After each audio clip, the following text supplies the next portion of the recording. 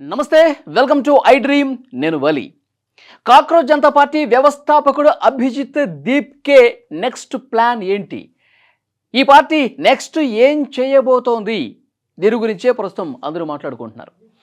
ఢిల్లీలో జంతర్ మంతర్ దగ్గర 37 రోజుల పాటు నిర్విరామంగా దీక్ష చేసి పోరాటం చేసి అద్భుత విజయం సాధించిన తర్వాత ప్రతి ఒక్కరు కూడా, దేశంలో ఉన్నటువంటి సెలబ్రిటీలు సైతం, పారిశ్రామికవేత్తలు ప్రతి ఒక్కరు కూడా కాక్రోచ్ జనతా పార్టీ వ్యవస్థాపకుడు అభిజిత్ దీప్కే, వాళ్ళ సహచరులు, అక్కడికి వచ్చినటువంటి జెన్జీ యువత ఎవరైతే అలుపెరగని పోరాటం చేశారో వాళ్ళందరి మీద కూడా ప్రశంసలు వెల్లువెత్తుతున్నటువంటి పరిస్థితి ఉంది. సో ఇప్పుడు ఏం జరగబోతుంది? నెక్స్ట్ కాక్రోచ్ జనతా పార్టీ ఏం చేయబోతుంది? నెక్స్ట్ యువత ఏ స్టెప్ తీసుకోబోతున్నారు అనేది చాలా క్లియర్గా మాట్లాడుకోవాల్సినటువంటి అవసరం ఉంది. దీని గురించి అభిజిత్ దీప్కే కూడా ఒక క్లారిటీ ఇచ్చాడు. అయితే ఇప్పుడు నిరసనలు దీక్షలు చేశాం, పెద్ద ఎత్తున యువత కూడా మాకు సపోర్ట్ చేశారు, ఆందోళనలో భాగస్వాములు అయ్యారు, విజయం సాధించాం, కేంద్ర మంత్రి రాజీనామా చేసేసాడు, మా డిమాండ్లకు అన్నిటి కూడా కేంద్ర ప్రభుత్వం తలొగ్గింది, ఇంతటితో అయిపోలేదు, ఇక కాక్రోచ్ జనతా పార్టీ లక్ష్యం పూర్తయిపోయింది అనుకోవద్దు. ముగింపు కాదు, ఇది ఆరంభం మాత్రమే. ఇంకా చేయాల్సింది, ప్రయాణం చేయాల్సినటువంటి మార్గం ఇంకా చాలా దూరం ఉంది. ఇది ఆరంభం మాత్రమే అని చెప్పి అభిజిత్ దీప్కే చాలా స్పష్టంగా చెప్పినటువంటి పరిస్థితి ఉంది. సో నెక్స్ట్ ఏం చేయబోతున్నారంటే అది కూడా క్లియర్గా చెప్పాడు. దేశంలో ఉన్నటువంటి విద్యా వ్యవస్థను బలోపేతం చేయటమే మా లక్ష్యం అని చెప్పి కుండబద్దలు కొట్టాడు. దేశంలో స్తోమత ఉన్నా లేకపోయినా ప్రతి పేద విద్యార్థికి కూడా, ప్రతి ఒక్కరు కూడా నాణ్యమైనటువంటి విద్యను అందించడమే మా లక్ష్యం. దానికోసం ప్రభుత్వాల మీద ఎంతటి పోరాటకైనా మేము సిద్ధమవుతాం, దేశం మొత్తం తిరుగుతాం, దేశంలో ఉన్నటువంటి యువకుల అభిప్రాయాలు మొత్తం కూడా మేము తీసుకుంటాం, దేశం మొత్తం కూడా మేము తిరుగుతూ యువత అభిప్రాయాలు తీసుకుంటూ ప్రతి చోట కూడా ప్రభుత్వ స్కూళ్లను బలోపేతం చేయటం, విద్యను ప్రతి ఒక్కరికి అందించడమే మా లక్ష్యం అని చెప్పాడు. నిజంగా ఇది చాలా గొప్ప పరిణామం. ఎందుకంటే ఒక ఉద్యమంతో మొత్తం పని పూర్తయిపోయింది అనకుండా దేశం మొత్తం కూడా తిరుగుతాం. ప్రభుత్వ బడుల వ్యవస్థ ఏ విధంగా ఉంటుందో ప్రతి ఒక్కరికి తెలుసు. ప్రభుత్వ స్కూల్స్ ఏ విధంగా ఉంటాయి? నాసిరకమైనటువంటి బెంచులు ఉంటాయి, ఊడిపోతున్నటువంటి పైకప్పులు ఉంటాయి, కిటికీలు సరిగ్గా ఉండవు. ఇది కదా ప్రభుత్వ స్కూళ్ళలో.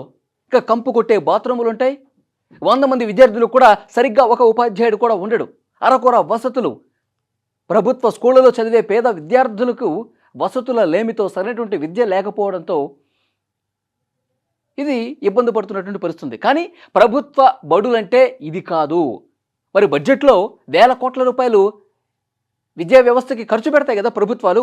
మరి ఆ ప్రభుత్వ బడుల్లో ఎందుకు ఇలాంటి సిచ్యువేషన్ ఉంది? ఇది వాళ్ళు నెక్స్ట్ టార్గెట్గా పెట్టుకున్నారు.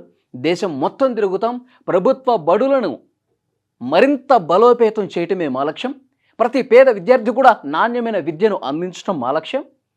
దాంతోపాటు దేశం మొత్తం కూడా మేము తిరుగుతూ యువత అభిప్రాయాలు తీసుకుంటూ ఇంకా విద్యా వ్యవస్థని ఏ విధంగా బలోపేతం చేయాలి, దేశ విదేశాల్లో ఉన్నటువంటి విద్యార్థుల స్థితిగతులు ఏ విధంగా ఉన్నాయి, అక్కడ విద్యకు సంబంధించి ఎలాంటి ప్రణాళికాబద్ధంగా ముందుకు పోతున్నారు, అవన్నీ కూడా స్టడీ చేసి భారతదేశంలో కూడా ప్రభుత్వ విద్యా వ్యవస్థను మరింత బలోపేతం చేయటమే మా లక్ష్యం అని చెప్పి చాలా స్పష్టంగా అభిజిత్ దీప్కే చెప్పాడు.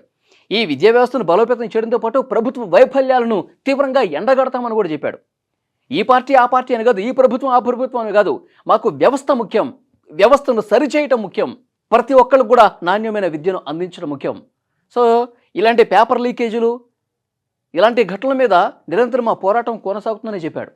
సో ఇంకొక ముఖ్యమైన విషయం, మాలాంటి విలేకరులు అడిగారు, ఇప్పుడు కాక్రోచ్ జనతా పార్టీ అంటే పేరులోనే పార్టీ ఉంది కదా, మీరు సోషల్ మీడియాలో స్టార్ట్ చేశారు, సుప్రీంకోర్టు చీఫ్ జస్టిస్ సూర్యకాంత్ ఒక విమర్శ చేశాడని మీరు వెంటనే కాక్రోచ్ జనతా పార్టీ అని చెప్పి స్టార్ట్ చేశారు. గంటల్లోనే మిలియన్ల కొద్ది సబ్స్క్రైబర్స్, ఫాలోవర్స్ కూడా వచ్చారు.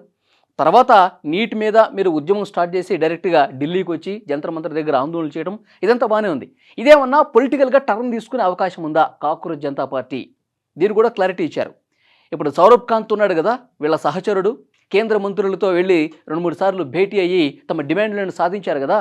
సో అతను చాలా క్లియర్గా చెప్పాడు, ఇప్పటికైతే మేము ఎన్నికల్లో పోటీ చేసే ఆలోచన మాకు లేదు, ప్రత్యక్ష రాజకీయాల్లోకి దిగే పరిస్థితి ఇప్పటికైతే మేము ఆలోచన చేయలేదు, మేము వ్యవస్థను బలోపేతం చేస్తాం, దేశం మొత్తం తిరుగుతాం, ప్రతి గ్రామం, ప్రతి పల్లె, ప్రతి పట్టణం తిరిగి, అన్ని రాష్ట్రాలు కూడా తిరిగి ఏ రాష్ట్రంలో ఎలాంటి ఎడ్యుకేషన్ పరిస్థితులు ఉన్నాయి, అక్కడ ప్రభుత్వాలు విద్యార్థుల కోసం ఏం చేస్తుంది, యువత కోసం ఏం చేస్తోంది, ఇవన్నీ కూడా మా కాక్రోచ్ జనతా పార్టీని కూడా పూర్తి స్థాయిలో, పార్టీ అంటే రాజకీయ పార్టీ కాదు, ఒక వ్యవస్థ ఇది.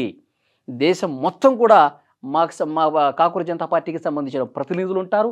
యువత చాలా బలంగా పోరాటం చేస్తుంది. ప్రభుత్వ వైఫల్యాలను చాలా సీరియస్గా ఎండగడతాం. విద్యార్థులకు న్యాయం జరిగే వరకు, యువతకు న్యాయం జరిగే వరకు అద్భుతంగా పని చేసుకుంటూ పోతాం. కానీ రాజకీయాల్లోకి రావటం, ఎన్నికల్లో పోటీ చేయడం, పదవులు, ఇవన్నీ మాకు అసలు సెకండరీ. ఇవి అసలు మాకు అవసరమే లేదు. రాజకీయాల గురించి అసలు మేము ఆలోచనే చేయలేదు. దేశ విద్యా వ్యవస్థను బలోపేతం చేయడం, ప్రభుత్వాలకు ఒక జవాబుదారీతనం తీసుకురావటమే మా లక్ష్యం అని చెప్పి కాక్రోచ్ జనతా పార్టీ చాలా స్పష్టంగా చెప్పినటువంటి పరిస్థితుంది. నిజంగా ఇలాంటి మైండ్ సెట్తో ఉండాల్సినటువంటి అవసరం డెఫినెట్గా ఉంది కాక్రోచ్ జనతా పార్టీకి. ప్రతి ఒక్కరు కూడా అభినందిస్తున్నారంటే ఇక్కడెక్కడా స్వార్థ రాజకీయాలకు తావులేదండి, స్వార్థానికి తావులేదు. ఇప్పుడు ప్రతిపక్షం ఉందనుకోండి, కేవలం వాళ్ళు కొన్ని రోజులు మాత్రం పోరాటం చేసి రాజకీయ లబ్ధి కోసం పాకులాడుతూ ఉంటాయి పార్టీలన్నీ కూడా, ఈ పార్టీ ఆ పార్టీ కాదు. కానీ స్వచ్ఛందంగా అన్ని వేల మంది యువత ముందుకొచ్చారంటే వాళ్ళు దేశంలో ఒక వ్యవస్థని ఒక మంచి మార్గంలో తీసుకురావాలని చెప్పి ఒక ఆలోచన చేశారంటే ఇది నిజాయితీగా చేస్తున్నారని చెప్పి చాలా క్లియర్గా అర్థమవుతుంది. సో డెఫినెట్గా ఇలాంటి వ్యవస్థ ఉండాలి. ప్రభుత్వాల మీద పోరాటం చేసే రాజకీయాలకు అతీతమైనటువంటి వ్యవస్థ ఇలాంటిది ఒకటి ఉంటేనే ప్రభుత్వాలకు కూడా ఒక భయం, పాలించే పాలకులకు కూడా ఒక జవాబుదారీతనం ఉంటుంది, ఒక బాధ్యత ఉంటుంది. నిర్లక్ష్యం చేయకుండా వెంటనే యువత ఆశయాలకు అనుగుణంగా, ఆకాంక్షలకు అనుగుణంగా పనిచేసే ఒక భయం ఉండాలంటే ఇలాంటి నిజాయితీ గల వ్యవస్థలు ఉండాల్సినటువంటి అవసరం ఉంది. ఆ రకంగానే, ఆ మార్గంగానే వాళ్ళు వెళ్తున్నట్టుగా మనకి క్లియర్గా అర్థమవుతుంది.